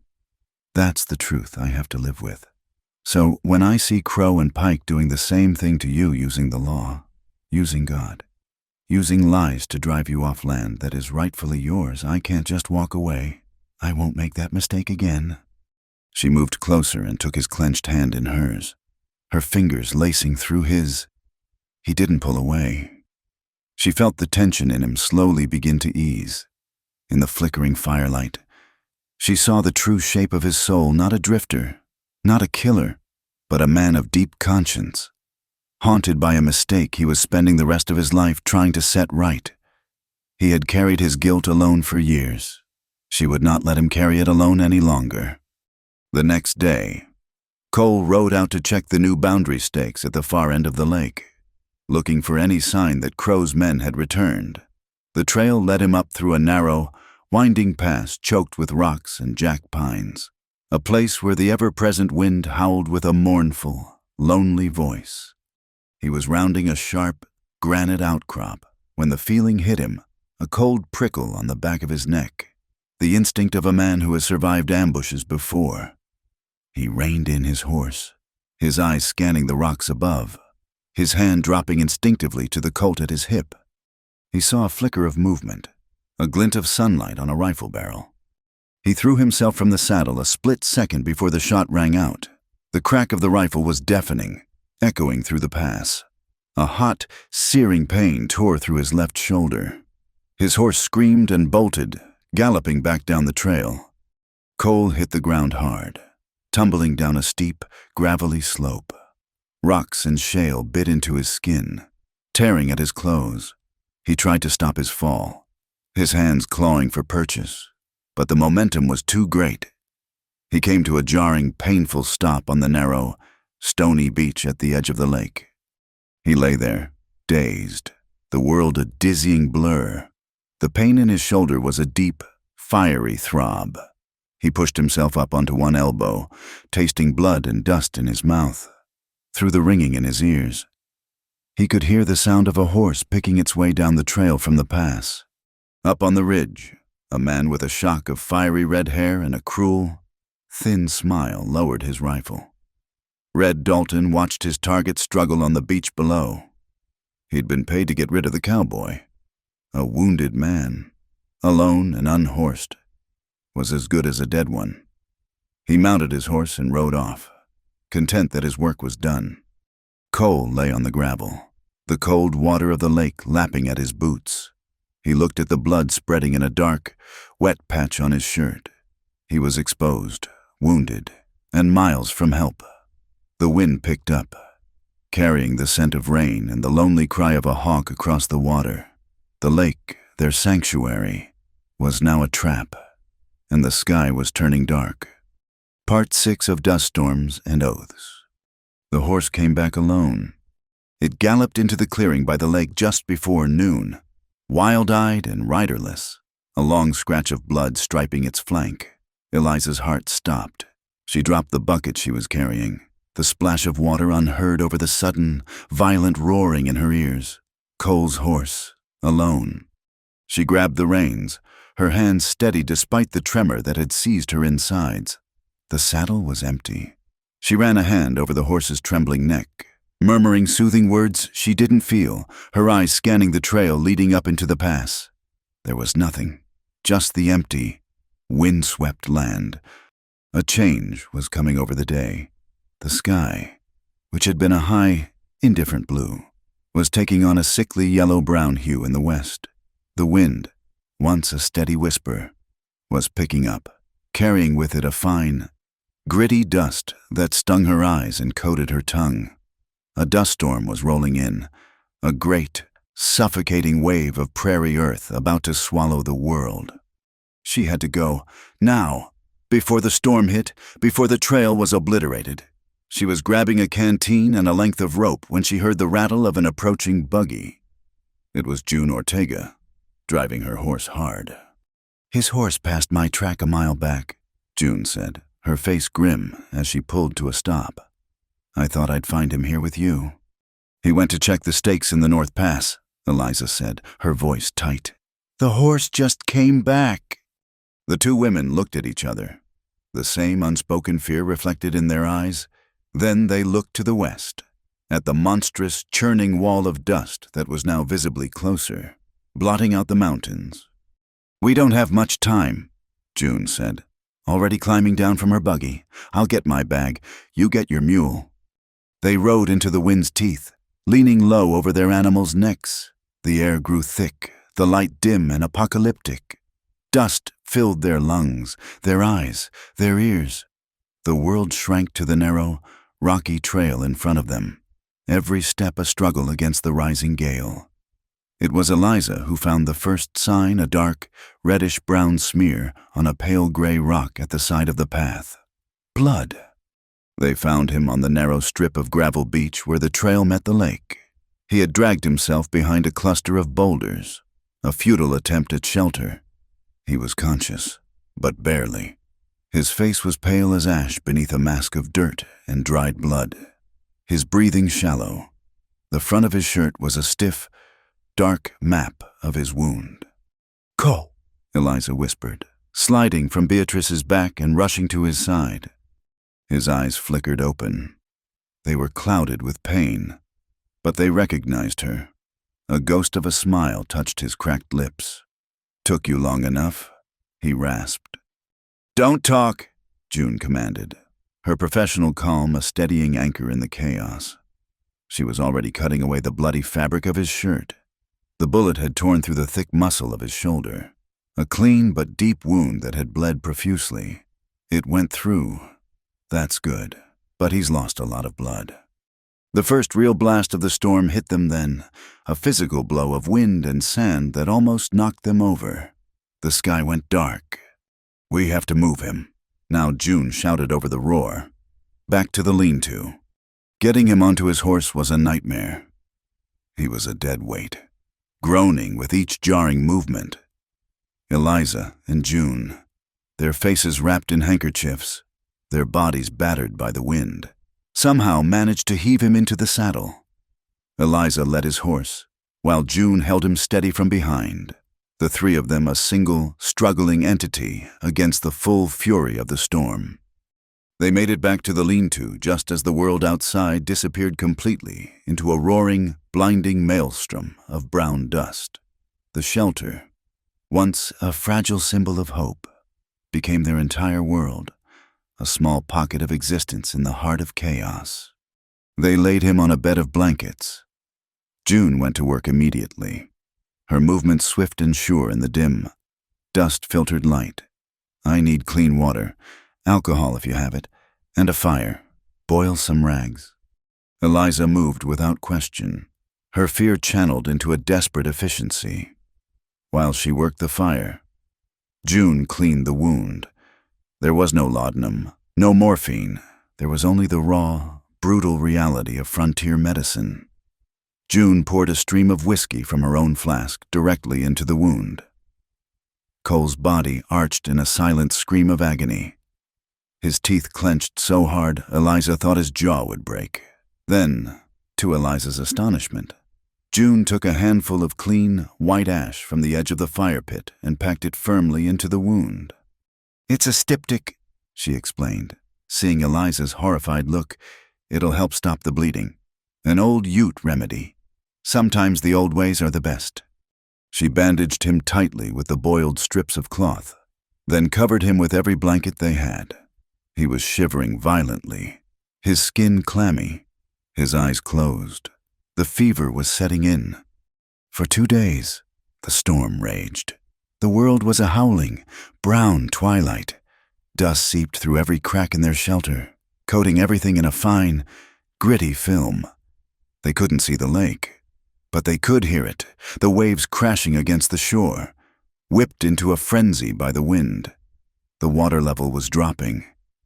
Even with the storm's fury, Eliza could see the exposed shoreline growing wider each day. Silas Crow's secondary dam, somewhere upriver, was slowly strangling the lake. Eliza and June took turns watching over Cole. They forced broth and water between his lips. Eliza bathed his face with cool water, murmuring to him, telling him stories of her childhood in Ohio, of the green hills and quiet streams, as if the memory of a gentler world could pull him back from the edge. In his feverish delirium, he spoke of things she didn't understand, of a green valley, of a child's doll, of a path of least resistance. He clutched her hand, his grip surprisingly strong, as if she were the only thing keeping him from being swept away. On the morning of the 3rd day, they woke to an eerie silence. The wind had died. The world outside was transformed, coated in a thick blanket of brown dust. The familiar landscape rendered alien and new. The sun was a pale, hazy wafer in the sky, and Cole's fever had broken. He was weak, his face gaunt, but his eyes were clear. "Reckon I owe you two my life," he said, his voice a dry whisper. "You can pay us back by getting well," June said briskly, "and helping us win this fight." The court date was less than 3 weeks away. The attack on Cole was an escalation, a sign of Crow's desperation. They were running out of time. That afternoon, a rider appeared out of the dusty haze. It was Jed Caldwell. He took one look at Cole, at the bullet hole in the lean-to's wall where the first shot had passed, at the grim expressions on the women's faces, and his own face turned to stone. "Red Dalton," Jed spat, naming the red-haired gunslinger who served as Crow's enforcer. "That's his signature. A shot from hiding. The coward." He listened as they recounted everything, the court injunction, Pike's sermons, the new stakes, the ambush. He walked to the edge of the lake and stared at the new, wide shoreline of exposed, cracked mud. "He's not just stealing your land, girl," Jed said to Eliza. "He's killing the lake, the Swanson Ranch, the Miller homestead. Half the small outfits south of here depend on this water. They just ain't realized it yet." He turned back, his faded denim eyes hard as agates. "Crow and that black-coated buzzard Pike think they can scare everyone into silence. They're wrong." Without another word, he mounted his horse. "You keep him safe," he said, nodding toward Cole. "I'm going to go have a talk with some neighbors." Jed became their Paul Revere. He rode from ranch to homestead, his temper and his reputation preceding him. He spoke to the small-time cattlemen Crow was squeezing out, to the honest loggers whose timber claims Crow was trying to invalidate. He spoke of broken fences, of stolen water, of a land baron and a false prophet who were partners in a grand theft. He didn't ask for help. He demanded it. He reminded them that the West was built by neighbors who stood together, and that a threat to one was a threat to all. Slowly, an unlikely alliance began to form. Men who had been hesitant before, cowed by Crow's power, found courage in numbers. Even Deputy Finch, ashamed of his own powerlessness, secretly met with June. He provided a list of land deeds Crow had acquired under questionable circumstances and a schedule for the freight wagons that were hauling equipment to the secret dam site. He was a man torn, but for now, his conscience was winning. Their plan became a two-front war. By day, June and Eliza worked on the legal battle, preparing a mountain of paperwork. They drafted affidavits, drew countermaps, and compiled a list of witnesses. By night, they waged a different kind of war. Cole, though still weak and his arm in a sling, was their strategist. He knew the land, and he knew how Crow's men thought. "The main dam is a diversion," he explained one evening, sketching in the dirt with a stick, The real damage is coming from a secondary channel they've cut from the upper creek. It's siphoning off most of the water before it ever reaches the lake. It's illegal as hell. But if we can't prove it exists, a judge will only look at the main dam. They had to see it. They had to map it. The next night, under the sliver of a new moon, a small, shadowy party set out. Cole stayed behind, a rifle across his lap, watching over the camp. Eliza, Jed, and two grim-faced ranchers named Miller and Cobb moved silently through the darkness. Eliza's heart pounded with a mixture of fear and exhilaration. She was no longer a victim waiting for the next blow to fall. She was a soldier, taking the fight to the enemy. They followed the nearly dry creek bed for miles, moving from shadow to shadow. Jed led the way, as silent as a ghost. Finally, they heard the rumble of moving water where there should have been none. They crested a small ridge and looked down. There it was, a new, deep channel, crudely dug, funneling the creek's main flow into a series of wooden sluices that disappeared into the darkness. A small crew of armed guards was camped nearby, their fire a single, malevolent red eye in the night. They didn't dare get closer. From their vantage point, Eliza and Jed quickly sketched the layout of the dam and the channel, marking its position relative to the surrounding hills. It was the proof they needed. But their enemies were not idle. The next time June rode out from Rawlins, her face was pale, her lips a thin, tight line. "My clinic was searched," she said, her voice trembling with a barely controlled rage.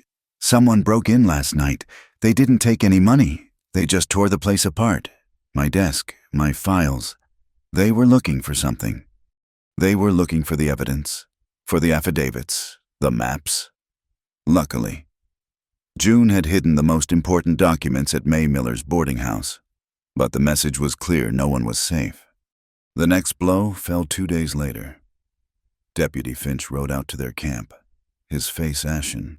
He wouldn't dismount, wouldn't look any of them in the eye. "I can't help you anymore," he said, his voice flat and dead. "Last night, a man paid a visit to my wife. He didn't hurt her. He just told her what a pretty little girl we have. He said it would be a shame if she had an accident." He finally looked up, his eyes filled with a terrible, helpless agony. "I'm sorry. I have a family to protect." He turned his horse and galloped away before anyone could say a word. The alliance was fracturing. Crow was pushing back, hitting their weakest points, turning their hopes into fears. The final, decisive blow came the following morning. Jed and Miller, scouting the lakeshore, found him. He was lying face down in the muddy reeds, a single, neat hole in the back of his head. It was one of Crow's hired men, a belligerent drunkard who had been bragging in the saloons about the bonus he was going to get for scaring a certain deputy's wife. But that wasn't the worst of it. Lying in the mud a few feet from the body, as if it had been dropped in a struggle, was a distinctive, hand-carved horn button, identical to the ones on the coat Cole had been wearing the day he was shot. Silas Crow wasn't just going to take Eliza's land anymore. He was going to take Cole's freedom, or his life. He had a body, a motive, and now he had his evidence. The court hearing was no longer just about land and water. It had become a trial for murder. Part 7. The Court Where the Wind Howls. The day of the hearing dawned unnaturally still. The wind, that constant howling voice of the territory, held its breath. The town of Rawlins was taut as a banjo string, the air thick with anticipation. It was more than a hearing about water rights. It was a trial for the soul of the community, and everyone knew it. The courtroom was a stifling, wood-paneled box, packed to the rafters with ranchers, merchants, railroad men, and the grim-faced women of the church auxiliary. Silas Crow sat at the plaintiff's table, flanked by a slick, expensive-looking lawyer from Cheyenne. He was the picture of confidence, a man who owned the room and everyone in it. At the defendant's table sat Eliza, Cole, and June Ortega. Cole's left arm was in a sling. a stark reminder of the violence simmering just beneath the surface of the proceedings. He was a coiled spring, his eyes scanning the crowd, missing nothing. Eliza, in her simple blue dress, looked small and fragile, but her hands, though clasped tightly in her lap, were steady, and her chin was high. Judge Tiberius Thorne presided, a man whose face seemed permanently fixed in a scowl of dyspeptic boredom. He was known to enjoy the railroad's whiskey in the company of its executives. The scales of justice, Eliza feared, had been weighed and paid for long before they entered the room. The morning was a slow, grinding assault. Crow's lawyer painted Eliza as a transient opportunist, a woman of questionable character who was illegally squatting on land vital to the progress of the nation. He presented fraudulent maps and perjured testimony from men Eliza had never seen before. Through it all, Reverend Abel Pike sat in the front row, his eyes fixed on Eliza, a look of grim satisfaction on his face. Then it was their turn. June Ortega, calm and methodical, dismantled the railroad's case piece by piece. She presented Eliza's official homestead papers, the signed affidavits from the downstream ranchers, and her own meticulous drawings of Crow's fraudulent red stakes. May Miller took the stand, her testimony a blistering indictment of the whispers and lies that had been spread about Eliza. Jed Caldwell followed, his voice dripping with sarcasm as he described Red Dalton's cowardly habits and the mysterious fence breaks that always seemed to benefit Silas Crow. The room grew tense. The judge's boredom was replaced by a visible irritation. This was not going as smoothly as planned. "Call Eliza Hart to the stand," June said. Eliza walked to the witness box, her heart hammering. Every eye was on her. She felt the weight of their judgment, their curiosity, their hostility. Then she saw Cole. He met her gaze from across the room, and in his eyes, she saw not pity or fear, but a quiet, unshakable belief in her. It was all the strength she needed. She told her story. She spoke of her mother's dream, of building the cabin, of the broken dam. She spoke of the knife in her door and the fire in the night. She did not weep or raise her voice. She spoke with a simple, unadorned honesty that was more powerful than any legal maneuvering.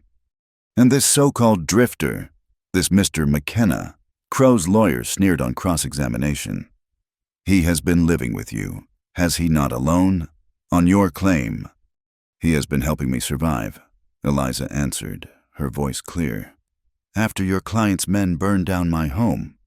"Objection," the lawyer shouted. "Slander!" "Sustained," the judge grumbled.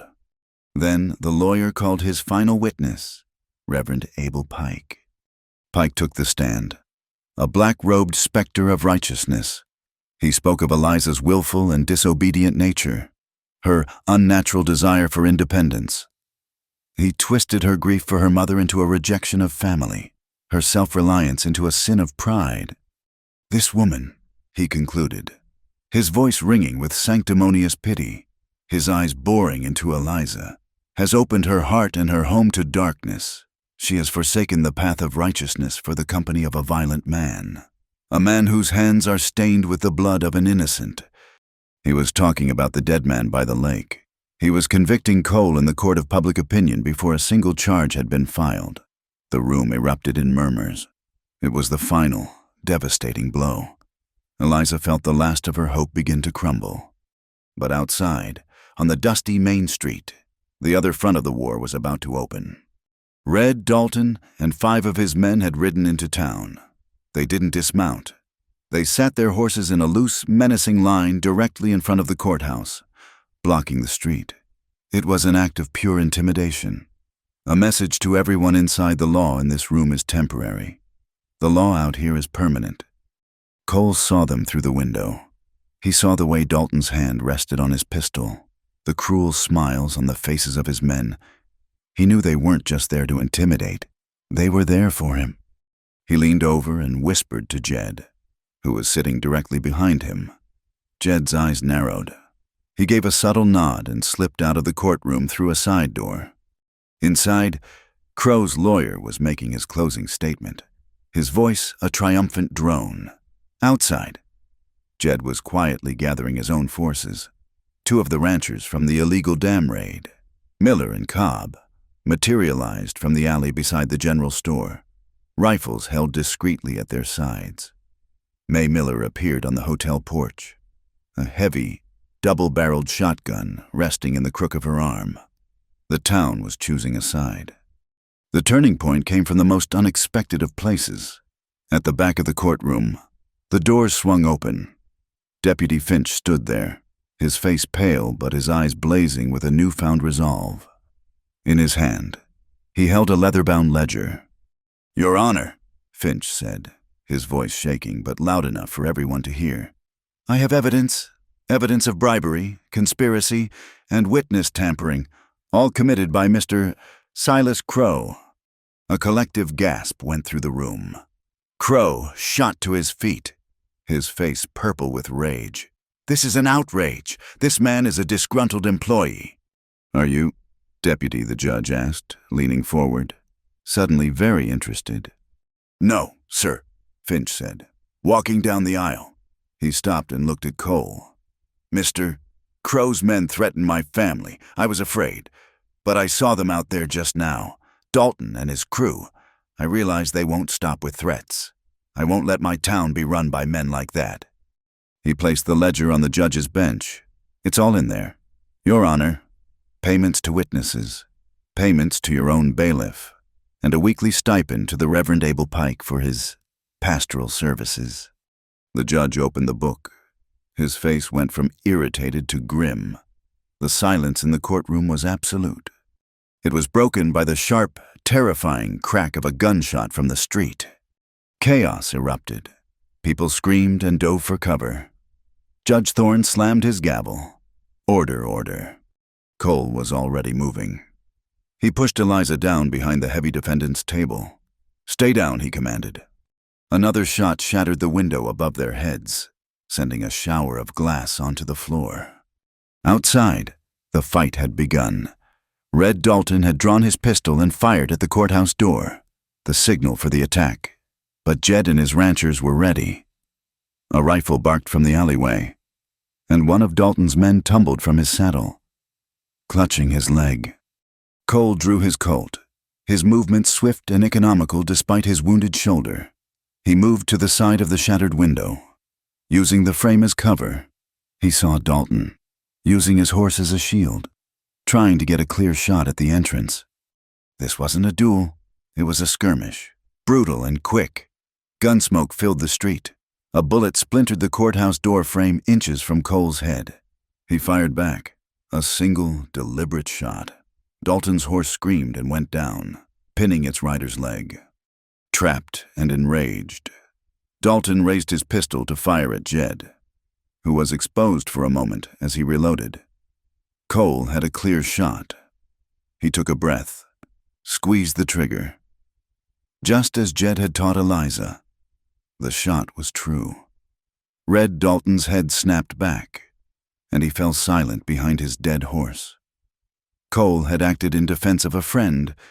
It was the first time he had taken a life since the war. But there was no hesitation, no remorse. It was simply a thing that had to be done. At that moment, Eliza saw a new threat. One of Crow's men, a weaselly-looking man she'd seen at the illegal dam, had scrambled from his horse during the chaos and was now kneeling behind a water trough. He wasn't firing a gun. He was holding a wooden plunger box, the kind used for dynamite. 2 wires ran from it, disappearing down the street in the direction of the pass. He was going to destroy the evidence. He was going to blow the dam, creating a flood that would not only erase all proof, but likely kill livestock and endanger the homesteads downstream. There was no time to shout a warning. The man's hand was on the plunger. Eliza didn't think. She acted. Jed's pistol, the one he had insisted she carry to the hearing, just in case, was in her handbag. She pulled it out, her hand surprisingly steady. The feel of the weapon was familiar now, an extension of her own will. "You can't be afraid of the tool, girl." She rose from behind the table, rested the heavy barrel on the shattered window ledge to steady her aim, and took a breath, just as Jed had taught her. She wasn't aiming for the man. She was aiming for the box. Squeeze, don't pull. She fired. The shot was deafening in the enclosed space. Across the street, the plunger box exploded in a shower of splintered wood and twisted brass. The Weasley man stared at his hands, at the smoking ruin of the detonator, his face a mask of disbelief. The lake was safe. A stunned silence fell over the street, broken only by the groans of the wounded man and the frantic sobbing of a woman inside the courtroom. Judge Thorne, his face pale as a sheet, slammed his gavel down one last time. This court finds the injunction filed by Mr. Silas Crow to be fraudulent and without merit. It is hereby dismissed. His voice rose to a roar. Furthermore, I am issuing a warrant for the immediate arrest of Silas Crow for bribery, conspiracy, and incitement to violence. Bailiff, take that man into custody. Silas Crow stood frozen, his mouth agape, as the bailiff, his own name prominent in the ledger, reluctantly approached him with handcuffs. The fight was over. They had won. But in the chaos, as all eyes were on Crow's downfall and the aftermath of the gunfight, a figure in black slipped through the screaming crowd. Reverend Abel Pike saw his world in ashes. His patron was arrested, his own corruption exposed. There was only one source of his ruin, one vessel of sin who had brought this all upon him. Eliza had just stood up from behind the table, the pistol still heavy in her hand, her ears ringing, her eyes searching for Cole. A hand, strong as an iron claw, clamped down on her arm. Abomination, Pike hissed in her ear, his voice a venomous whisper. You have consorted with the devil, and you must be cleansed. Before anyone could react, he yanked her out the side door of the courthouse, his body shielding them from view. He dragged her, stumbling and fighting, into the alley. He was mad with a righteous fury, his eyes burning with a terrifying, holy light. He threw her onto the back of a waiting horse, leaping up behind her. The Lord requires a baptism of fire and water, he screamed as he spurred the horse into a gallop, heading not for the open road, but back toward the one place his obsession had been born. Back toward the lake, back to the old willow tree at the water's edge. Part 8. A fire on the water. The ride was a nightmare of pounding hooves and suffocating terror. Eliza was pinned against Abel Pike, his arm a band of iron around her waist, his righteous madness a foul heat against her cheek. He was no longer her stepfather. He was an avenging angel, a holy terror whose heaven was a place of absolute submission. And she was the serpent he was determined to cast out. He spurred the horse relentlessly, not along the road, but straight across the open country, his destination clear. He was taking her back to the lake, back to the one place she had found sanctuary and love, and he was going to turn it into a place of judgment. The wages of sin is death, he screamed over the thunder of their passage. His voice cracked with a terrifying ecstasy. But the Lord is merciful, he offers the cleansing of the water. You will be reborn, child, washed clean of your filth. Eliza struggled, but his grip was like a vice. Her mind raced, desperately seeking a way out. The pistol was gone, lost in the courtroom chaos.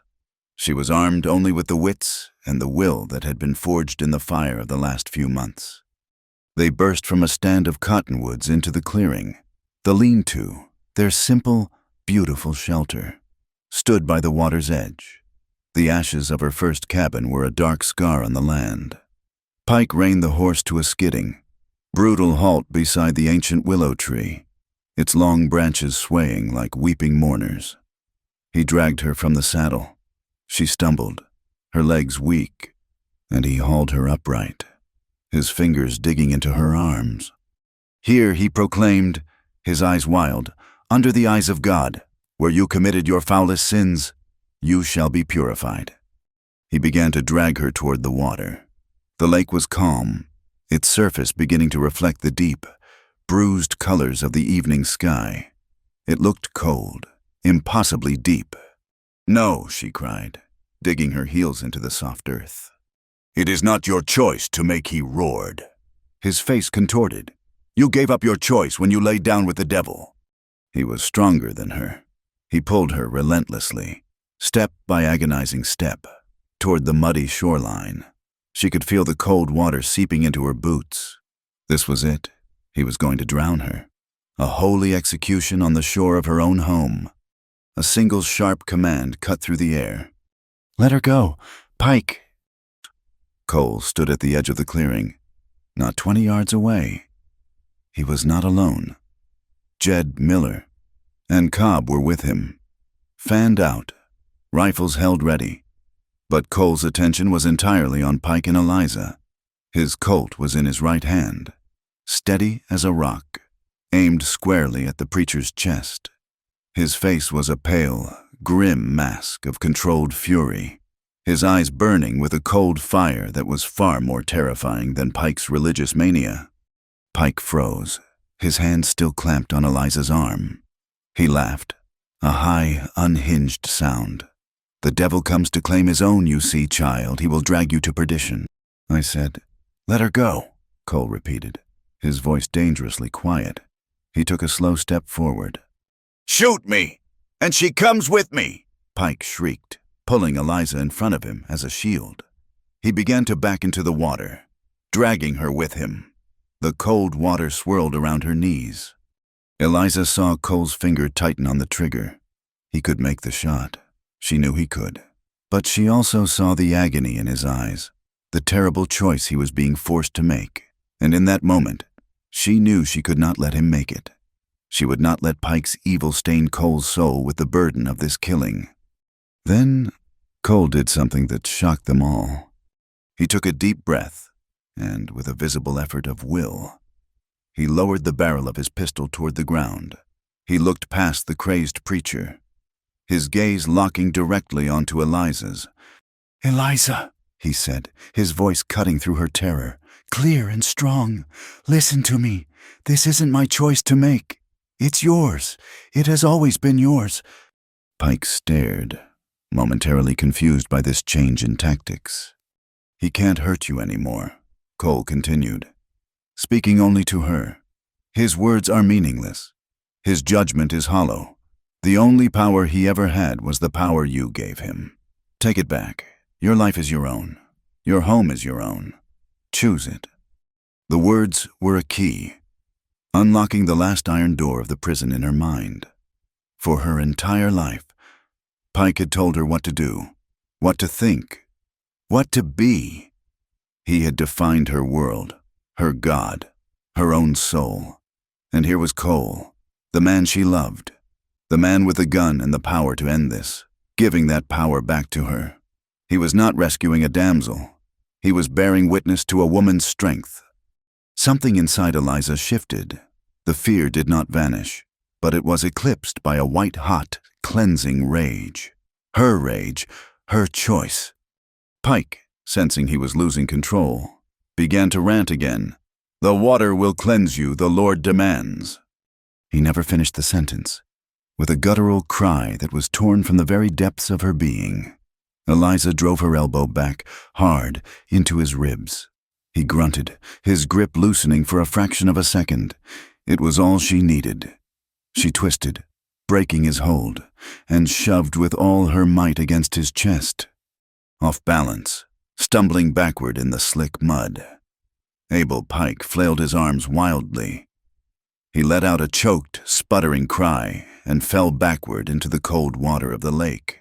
He came up gasping, his black coat billowing around him like a shroud, the righteous fire in his eyes extinguished, replaced by a shocked, sputtering panic. He was no avenging angel.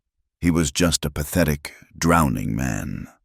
Jed and Miller waded into the water and hauled the spluttering preacher back to shore, tying his hands behind his back. It was over. Eliza stood breathing heavily in the shallow water, her dress soaked, her hair plastered to her face. She looked at Cole. He hadn't moved. He slowly holstered his pistol, his eyes filled with a pride and a love so profound it took her breath away. She walked out of the water, leaving her past behind her, and went straight into his arms. The trial of Silas Crow became the talk of the territory, the ledger. combined with the testimony of a dozen ranchers and a suddenly courageous Deputy Finch, was enough to ensure his conviction. He was sentenced to 10 years in the federal prison for fraud, bribery, and the murder of his own hired man. Abel Pike, deemed mentally unhinged but criminally responsible, was sent to an asylum back east. The reign of terror was over. The town of Rawlins, in a surprising act of collective conscience, held a public meeting. They voted to establish the Willow Lake Water Conservancy, a community trust to protect the lake and ensure its water was shared fairly among all the homesteaders. And in a unanimous vote, they named Eliza Hart as its first guardian. She had fought for the lake. They reasoned it belonged to her, and she to it. The seasons turned, the scarred earth began to heal, and on the shores of Willow Lake, a new cabin began to rise. It was built not from salvaged, fire-scorched timbers, but from fresh, sweet-smelling pine. It was bigger than the first, with a real glass window that looked out over the water, and a stone fireplace built by Cole's own hands.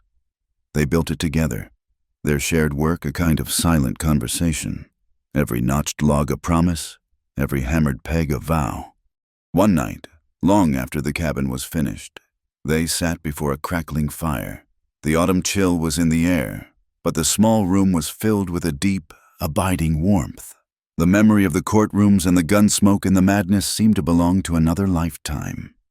"I wrote something," Eliza said softly, pulling a small, folded piece of paper from her pocket. Cole smiled and produced a similar piece of paper from his own. "So did I." They exchanged their notes, their hands brushing in the flickering firelight. Eliza read Cole's simple, blocky script. It was not a poem or a flowery declaration.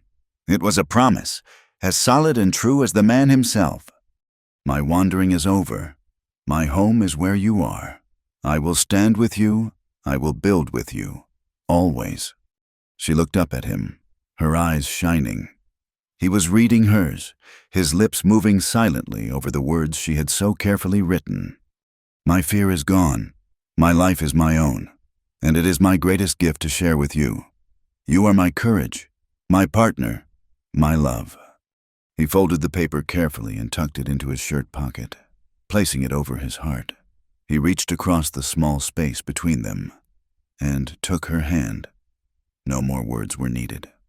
Outside, the great western wind, which had once howled with such fury, had softened its voice. It was just a gentle whisper now, sighing through the long, graceful branches of the old willow tree, as if it were offering a quiet, contented blessing on the home they had built and the life they were beginning. The long night was over, and the morning was full of promise. Thank you so much for listening to our story tonight. We'd love to know where in the world you're tuning in from, so please leave a comment below to say hello and share your thoughts. If you enjoyed this tale, please consider subscribing to our channel, Wild West Night, giving this video a like, and hitting the hype button to help it reach more listeners just like you.